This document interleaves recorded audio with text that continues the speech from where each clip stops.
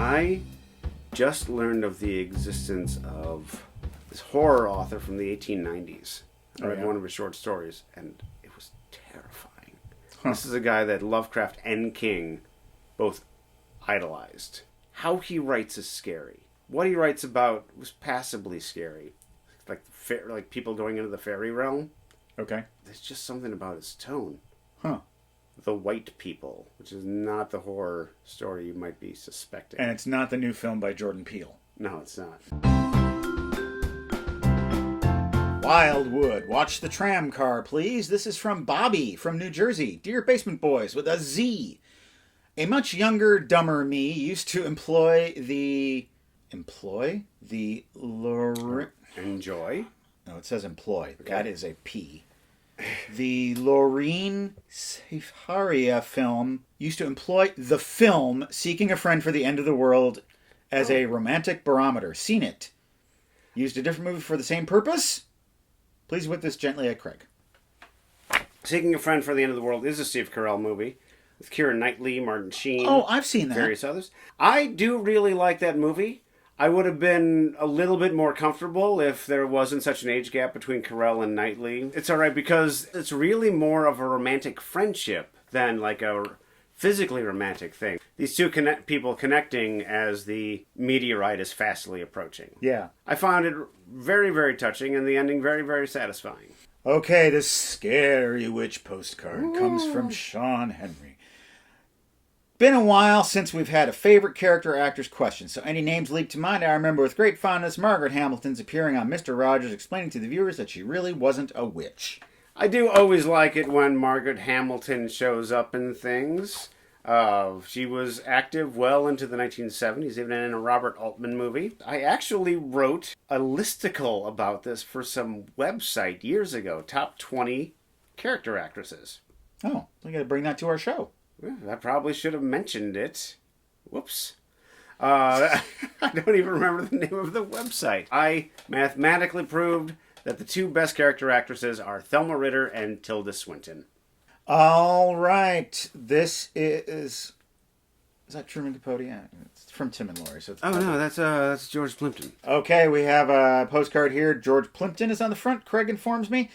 It's from Tim and Laurie in Providence. If you could interview any film director, living or dead, about any movie of theirs to learn how or why they made the creative decisions they did for that movie, what director and what movie would it be? Well, you're asking easy questions here, so I really wanted a challenge. But... my answer for this is always I would interview, like, D.W. Griffith, and I would just ask them what life in the 1800s was like. Oh. Pretty much. I would want to interview the oldest director possible. Ah, Plimpton! I don't know the guy's name, but the guy who directed Old Yeller, he also directed Mary Poppins, which are two vastly different movies. How does Mary pull the hat rack out of her bag? It still amazes me to this day.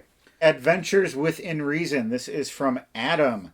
Greetings from Minnesota, Matt and Craig. This postcard is from a buddy's podcast. I'll be sending you more postcards from Northwest, Southwest, and Lake Superior State Parks. Faster! Faster!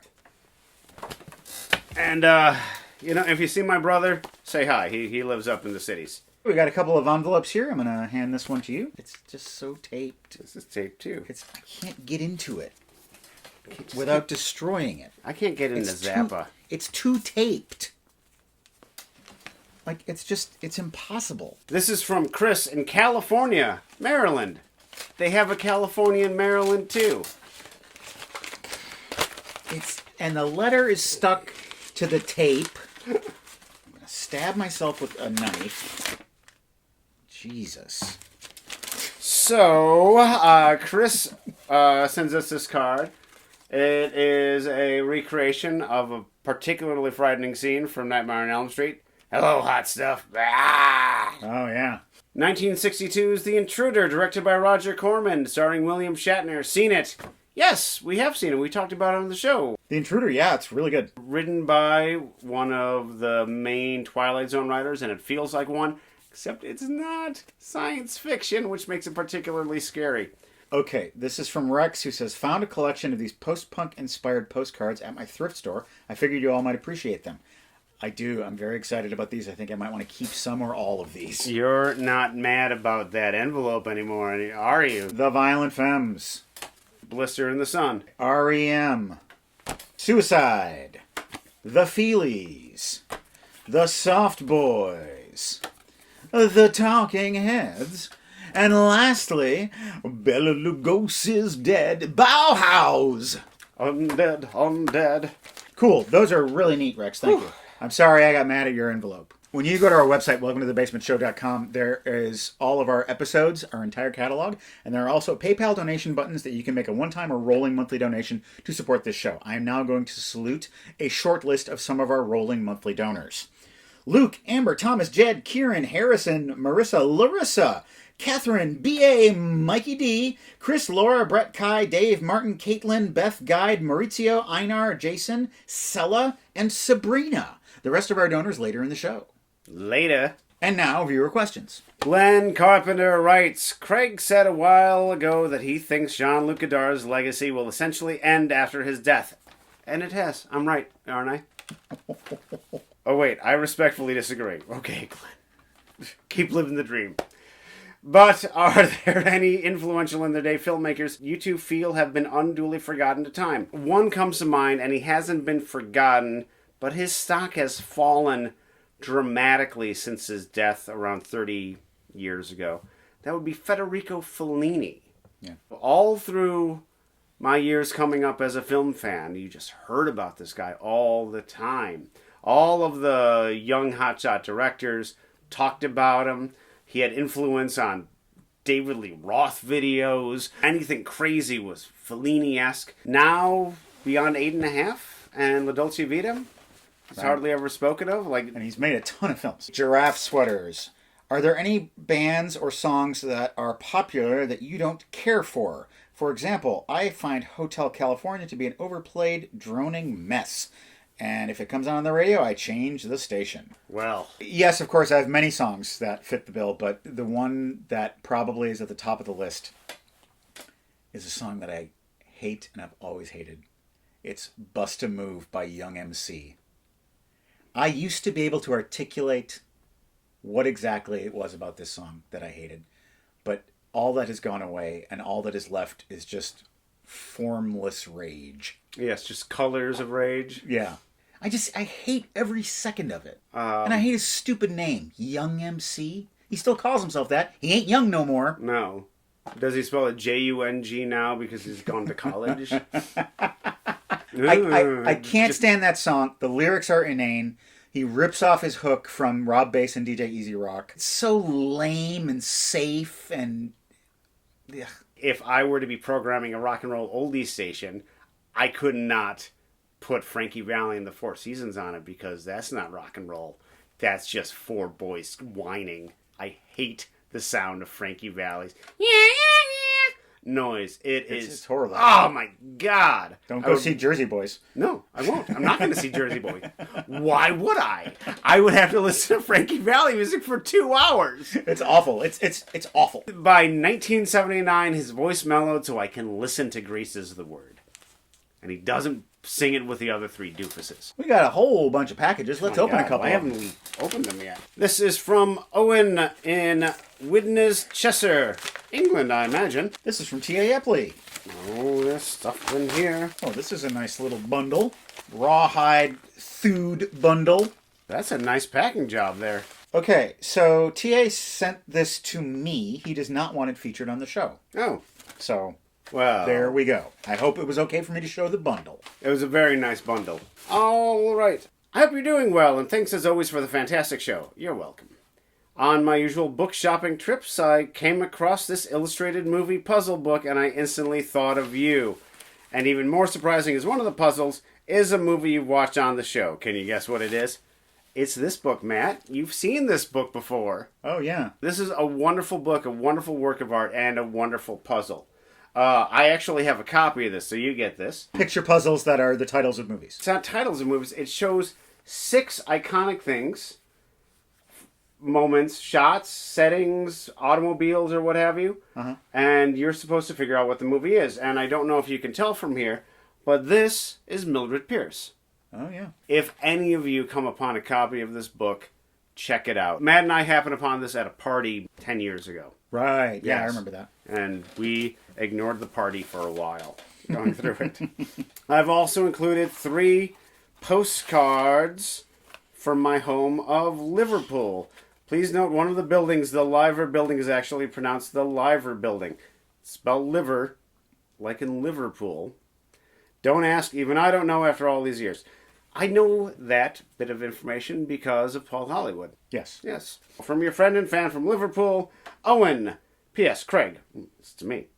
When you mention how your wife thinks you have a problem when buying books, don't worry, I know the feeling. Ah. Solidarity, brother.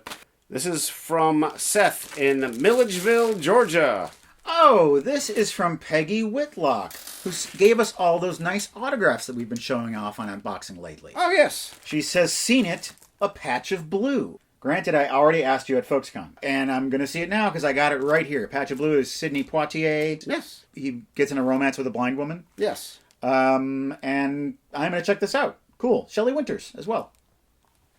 Yes. This is actually from a squadron of people. Seth, Will, Liesel, and Andrew. Greetings, basement dwellers. Thank you for all the wonderful entertainment you provide at such great quality.